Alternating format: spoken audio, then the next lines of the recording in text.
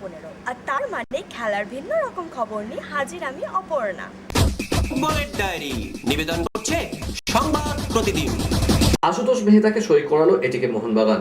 ক্লাবের পক্ষ থেকে জানানো হয় তিনি সামনের আইএসএল এ সবুজ মেরুন জার্সি গায়ে দিয়েই খেলবেন। গত বছর নর্থ ইস্ট ইউনাইটেডে খেললেও সকলের নজর কেড়ে নেন। 18টা ম্যাচ খেললেন, একটা গোলও করেছিলেন। আদতে ডিফেন্ডার, কিন্তু তার ওভারে সকলের নজর কেড়ে নিয়েছিল। তাই জাতীয় দলে তাকে ডেকে নেওয়া হয়। 2019-20 মৌসুমে সবুজ মেরুন জার্সি গায়ে খেলেছিলেন। মাঝে এক বছর নর্থ ইস্টে চলে যাওয়ার পর ফের সেই এটিকে মোহনবাগানেই ফিরছেন। সেই অর্থে বলা যায় ঘরের ছেলের প্রত্যাবর্তন ঘটলো। সই করার পর আশুতোষ বলছেন, হাওয়া স্যারের ফুটবল দর্শককে সবসময় আমি সম্মান করি। পাশাপাশি আশুতোষ এটিকে মোহনবাগান দলের প্রশংসা করে বলেন, দলটার মধ্যে একটা একাত্মতা রয়েছে, শেষ মিনিট পর্যন্ত লড়াই চালিয়ে যায়, যে কোনো প্রতিপক্ষকে ছেড়ে কথা বলে না। তাই সেই ক্লাবে সই করতে পারাটা আমার কাছে গর্বের। ক্রিকেটের ডায়েরি।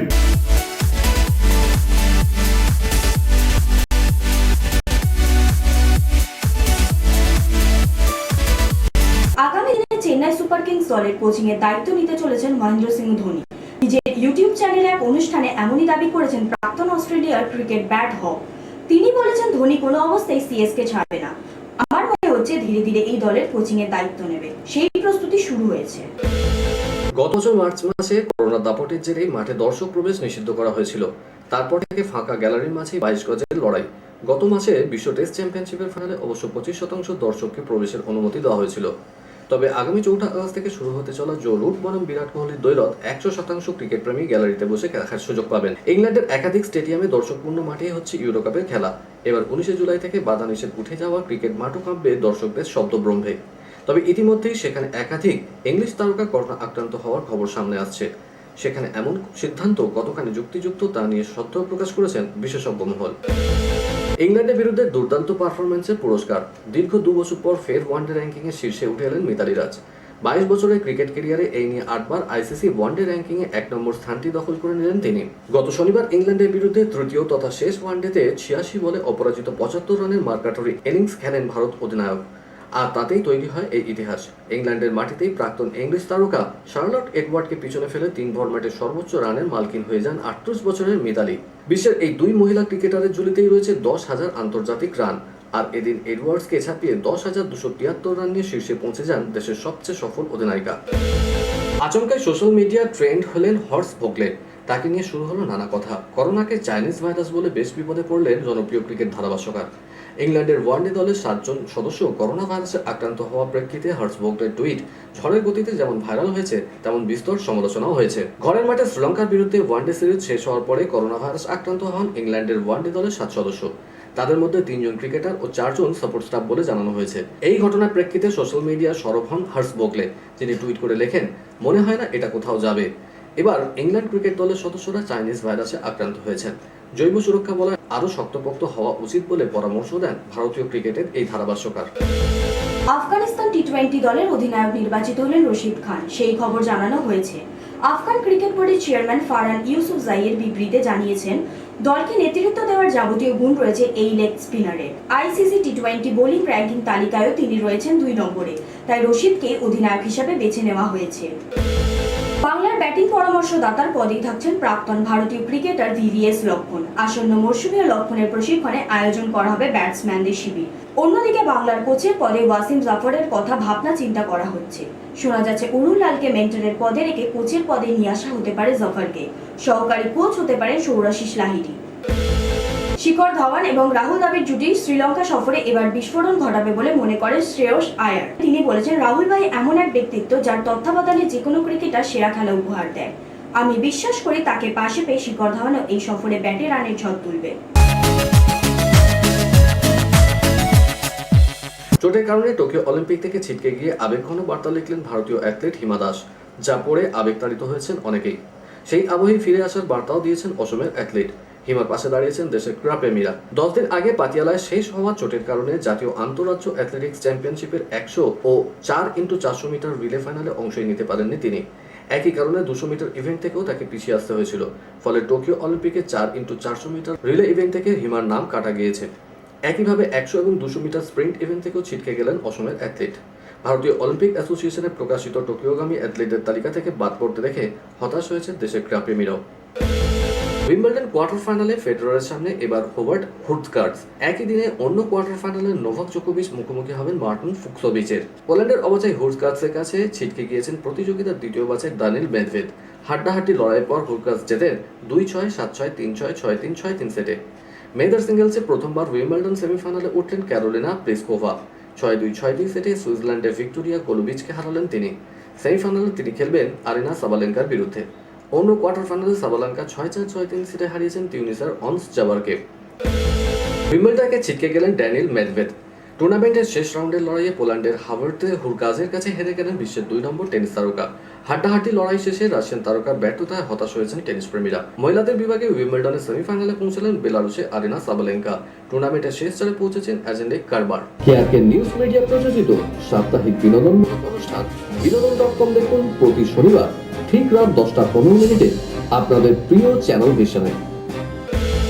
তীরন্দাজি বিশ্বকাপে দারুণ পারফরমেন্স দীপিকা কুমারীর। দেশের এই তারকা তীরন্দাজ সোনা জয়ের হ্যাট্রিক করলেন। মেয়েদের দলগত বিভাগ ও মিশ্র বিভাগে সোনা জেতেন তিনি। এরপর ব্যক্তিগত ইভেন্টেও স্বর্ণপদক জিতলেন বঙ্গবধূ। সব মিলিয়ে রবিবার 4টি সোনার পদক এলো ভারতের ঝুলিতে। দলগত বিভাগে জোড়া সোনা জয়ের পর মহিলাদের রিকার্ভ ইভেন্টের ব্যক্তিগত বিভাগে নামেন দীপিকা। প্রতিপক্ষ রাশিয়ার এলিনা ওসিপোভাকে 6-0 ব্যবধানে হারান। ফাঁকা স্টেডিয়ামে খেলে জয় চান না রজার ফেডারার। কল্পনা করতে পারেন না অতীতে তার উইম্বলডন চ্যাম্পিয়ন হওয়ার দিনগুলো শূন্য গ্যালারির সামনে ঘটলে কি হতো। অল ইংল্যান্ড ক্লাবে 8 বারের চ্যাম্পিয়নকে বলতে শোনা গেল অতিমারির সময়টা কতটা ভয়ঙ্কর তার কাছে, যখন অনেক ক্ষেত্রেই ফাঁকা স্টেডিয়ামে খেলা হয়েছে অথবা সীমিত সংখ্যক দর্শকদের সামনে। সুইস মহাতারকা দারুণ খুশি, সেন্টার কোর্টে 15,000 দর্শক আবার খেলা দেখার সুযোগ পাচ্ছেন। কে বলবে 2020-তে কোভিডের জন্য ইংল্যান্ডে খেলাধুলায় একটা সময় স্তব্ধ হয়ে গিয়েছিল, আর ফরাসি ওপেন দেখতে পেয়েছিলেন প্রত্যেক দিন মাত্র 1000 দর্শক। সময় হয়েছে ছোট্ট একটা ব্রেকের। ফিরে আসছি এক্ষুনি, সঙ্গে থাকুন।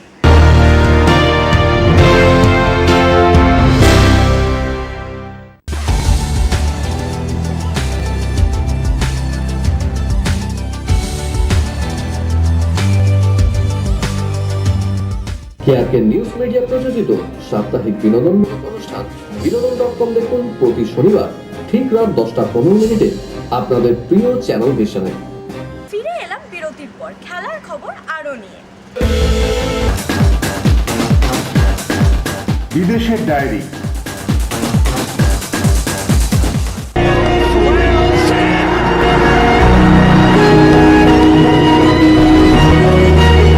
কোপা আমেরিকার ফাইনালে পৌঁছলো আর্জেন্টিনা।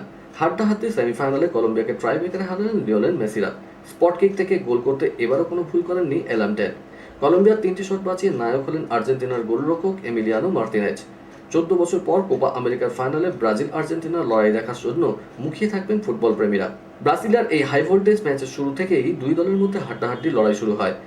আক্রমণ ও প্রতি আক্রমণ শুরুর মিনিট থেকেই টান টান আবহে চলতে থাকে ম্যাচ।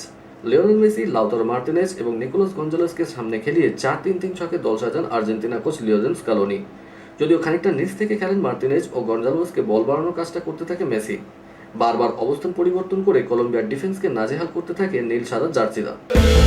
পরপর দুবার ইতালির কাছে হেরে ইউরো থেকে বিদায় নিল স্পেন। টানা 33টি ম্যাচ অপরাজয় থেকে ইউরো কাপের ফাইনালে চলে গেলেন মানচিনির ইতালি। 11 জুলাই ইতালি ইউরো ফাইনাল খেলবে ইংল্যান্ড বা ডেনমার্কের বিরুদ্ধে। ওয়েবলিতে প্রথমার্ধ গোলশূন্য থাকার পর চিএসআর গোলে এগিয়ে গিয়েছিল ইতালি। পরিবর্তন হিসেবে মোরাতার গোলে সমতা ফেরা স্পেন। অতিরিক্ত সময় ম্যাচ 1-1 ছিল। শেষে ট্রাইব্রেকারে 4-2 গোলে জয় পেল ইতালি। ইতালির লোকাতেল্লি পেনাল্টি শুটআউটে প্রথম শট মিস করার পরেই দানি ওলমো বল বাইরে মারেন। এরপর বাকিরা গোল করলেও দলের চূড়ান্ত শট নিতে বল জালে জড়াতে ব্যর্থ হন মোরাতা, যিনি 80 মিনিটে গোল করে ম্যাচ 1-1 করেছিলেন। গত বিশ্বকাপের পর ফের ইউরো সেমিফাইনালে ইংল্যান্ড। আজ রাতে গ্যারেথ সাউথগেটের দলের প্রতিপক্ষ ডেনমার্ক, যারা 29 বছর পর ইউরোর সেমিফাইনালে উঠে এসেছে। ইউরো শেষ চারে ওয়েম্বলিতে মহারণের আগে ইংল্যান্ড শিবিরের চূড়ান্ত প্রস্তুতিতে মগ্ন। তার আগে কোচ গ্যারেথ সাউথগেট তার ফুটবলারদের বলে দিয়েছেন এটাই সেরা সময় এবং সুযোগ দেশের মানুষকে আনন্দ দেওয়ার। তাই দলের সবাইকে সেরা ফুটবল খেলার নির্দেশ দিয়েছেন তিনি। ইংল্যান্ড শিবির যে ফাইনালে যাওয়ার জন্য দৃঢ় প্রতিজ্ঞ, সেই মনোভাব প্রকাশ পেয়েছে ফুটবলারদের কথাবার্তাতেও। অধিনায়ক হ্যারি কেনের কথায় হয় এবার, না হলে কখনোই নয়। দলের আর এক গুরুত্বপূর্ণ ফুটবলার হ্যারি ম্যাগুয়ের তুলে এনেছেন 2018 সালে বিশ্বকাপের সেমিফাইনালে ক্রোয়েশিয়ার কাছে হারের প্রসঙ্গ। দলের অধিনায়ক হ্যারি কেন আবার সুযোগ হাতছাড়া করতে নারাজ। সেমিফাইনাল ম্যাচের আগে তিনি বলেছেন আগের ম্যাচের চেয়েও বেশি দর্শক খেলা দেখতে আসবেন, এটা আমাদের কাছে বাড়তি প্রেরণার মতো। এরকম সুযোগ আমাদের সামনে অতীতে আসেনি। যোগ করে আরো বলেছেন 3 বছর আগে বিশ্বকাপের সেমিফাইনাল মাথায় রয়েছে, কিন্তু তারপরে দলটা আরো উন্নতি করেছে। 3 বছর পর প্রায় একই রকমের সুযোগ আবার আমাদের সামনে। এবার 2 হাত দিয়ে সেই সুযোগ আঁকড়ে ধরতে হবে, ভুল করলে চলবে না। ক্রিস্টিয়ানো রোনাল্ডোকে এক হাত নেন মৌরিসিও সার্রি। জুভেন্টাসে সার্রির প্রশিক্ষণে খেলেছেন রোনাল্ডো। 62 বছর বয়সী প্রবীণ কোচ পরিষ্কার বলে দিলেন, যে কোনো দলেই পর্তুগিজ মহাতারকাকে সামলানো খুবই কঠিন, কারণ রোনাল্ডোর ব্যক্তিগত স্বার্থের ব্যাপারটা কোচকে সবসময় মাথায় রাখতে হয়। গত মাসে লাজিও সাব্রিকে ম্যানেজার করেছে। তুরিনের ক্লাব বহিষ্কার করার ঠিক 1 বছর বাদে সাব্রি বলেছেন, রোনাল্ডোকে সামলানো সত্যি কঠিন। ও যেন কোনো বহুজাতিক সংস্থা, যাদের প্রচুর নিজস্ব স্বার্থ থাকে। দলের স্বার্থের সঙ্গে ওর স্বার্থকে খাপ খাইয়ে সবকিছু চালাতে হয়।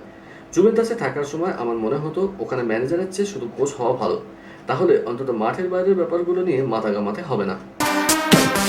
কলকাতার ডায়েরি। আজ বুধবার আরও একটি খারাপ খবর এলো। এদিন সকালে প্রয়াত হলেন প্রখ্যাত অলিম্পিক পদক জয়ী হকি খেলোয়াড় কেশব দত্ত। মৃত্যুকালে তার বয়স হয়েছিল 95 বছর। অলিম্পিক 1948 ও 1952 সালে দুবার সোনা জেতেন তিনি। তার প্রয়াণে শোক প্রকাশ করেছেন মুখ্যমন্ত্রী মমতা বন্দ্যোপাধ্যায়। সময় শেষ, খেলার খবরও শেষ। আজ এই পর্যন্ত। আগামীকাল এই সময় এই চ্যানেলে আবার দেখা হবে। টাটা।